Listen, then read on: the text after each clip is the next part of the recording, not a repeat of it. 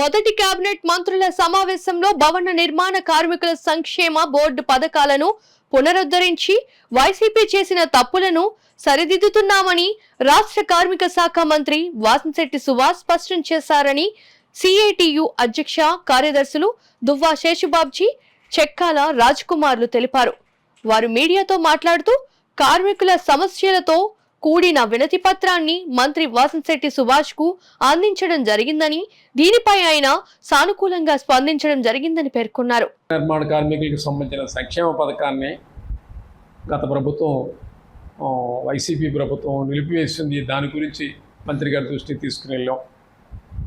మొదటి కేబినెట్ సమావేశంలోనే దాన్ని పునరుద్ధరిస్తూ అమల్లోకి తీసుకొస్తూ నిర్ణయం తీసుకుంటామని ఆయన హామీ ఇచ్చారు.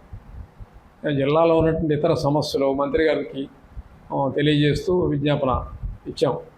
కనీస వేతనాలు సరిగా అమలు కావట్లేదు, అలాగే ప్రావిడెంట్ ఫండ్ ఈఎస్ఐ సరిగా అమలు కావట్లేదు. ఇలాంటి విషయాలన్నీ కూడానంటే మంత్రి గారి దృష్టికి తీసుకుని వెళ్ళాం. వాటన్నింటినీ కూడానంటే సానుకూలంగా ఆయన స్పందించారు. ఆయన రోజు నుంచి ఎక్కడో మీటింగులు తిరిగి వచ్చారు. అయినా చాలా శ్రద్ధగా విన్నారు. అడిగిన దానికి వెంటనే సమాధానాన్ని ఇచ్చారు, సానుకూలంగా స్పందించారు. మంత్రి గారికి ధన్యవాదాలు తెలియజేస్తున్నాం.